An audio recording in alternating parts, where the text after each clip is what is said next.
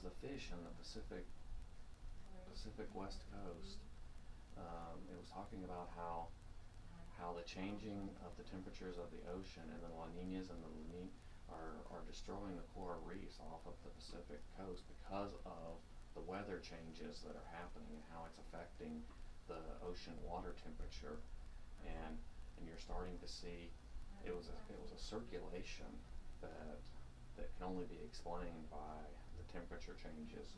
But that's what I'm saying. It's like it seems like every day there's another story that talks about something else that's happening on our Earth and has to do with climate change, but nobody's really saying, here's all the things in the last 30 days that have mentioned, and because again, it's one paragraph in a story about a natural disaster that this can be attributed to climate change or this, but nobody's really compiling it all and saying, these are all of the things that have happened in the last 6 months that are due to climate change, and the things that we can expect to continue. I mean, nobody's really putting it all together. It's just one story, and it just happens to mention climate change. It's everything that we're doing. But there's so much of it that it's just nobody's really putting it. Maybe they're just wanting to ignore it. Well, it's just another wildfire. Oh, there's another wildfire in California. Those dumb people in California building houses where they shouldn't. I mean, and that's what you take away from the story. You don't take away that this was caused by climate change also. It talked about that same story in the wildfire when it talked about how the costs to the insurance industry are topping record amounts for natural disasters, and those can be, there are costs to this. There was the one about the ice sheet that is falling off into the ocean. I can't remember where they said it was. I remember that Iceland or Greenland or whatever. But they were saying that it's irreversible. It can't be stopped now. It's going to happen. And that sometime in the next couple of decades, we're probably going to see a 1 to 2 foot rise in the ocean. Yes, I see that. And I'm thinking, oh my God, there goes, New Orleans. But, okay, so how do we protect that? We build massive seawalls. The costs on those are billions and billions of dollars that we're going to have to spend. And it's like, so you hear this argument against a tax on carbon. It would be, the Republicans put it out there, it would be the biggest tax ever perpetuated on the American public. Okay? It's like $1 more a month on your electricity bill. And if we did that right now, we could reduce our carbon by enough to do our part in the United States. But everybody says that if the United States doesn't lead, that it's not going to happen globally.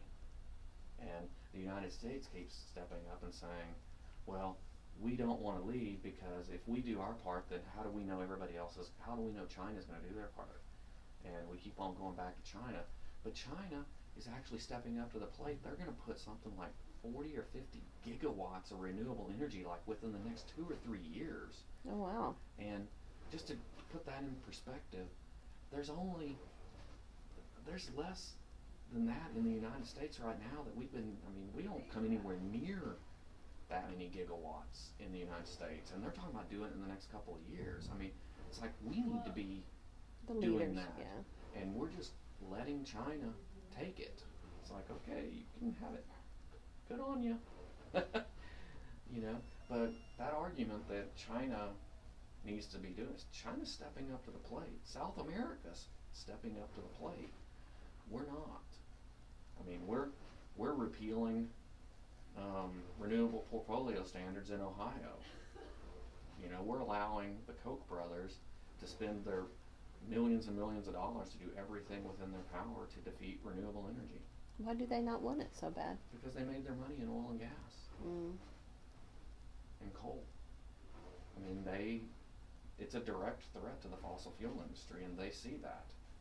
And they've made it kind of their life mission. Now, there's a guy in California that is being billed. He's in Time magazine, but they're calling him the Green Shark.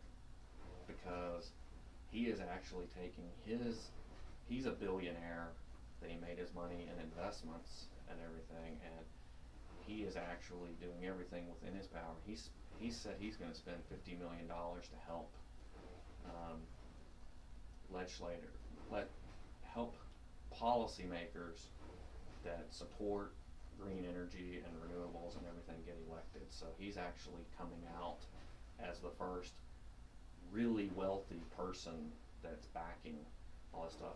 But it's amazing because there's a ton of corporations that are stepping up now too. I mean, Google, Microsoft, Kohl's, what's the other one? The furniture store that everybody loves. Haverty? No. Rooms to go? Starts with a K. The build it yourself. Our whole house has that furniture. IKEA. Starts with an I. It's got a K in it. Yeah, but IKEA is another one. I mean, they're leading the way. They're putting solar. There's more solar on their buildings than most. I mean, they're one of the top 10. Whole Foods is another one. I mean, these corporations Walmart just actually stepped up and said that they're going to create so many renewable energy jobs and creation and sell stuff and reduce their carbon footprint and all. But I mean, all of these corporations are leading,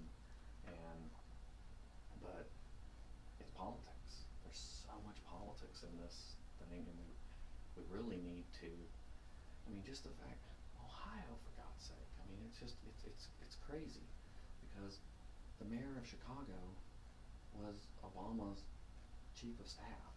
Mm-hmm. How can they have allowed that to happen? I mean, Chicago's one of the biggest cities in that state, and he's the leader of that. How did that happen in Ohio? How did they let that happen?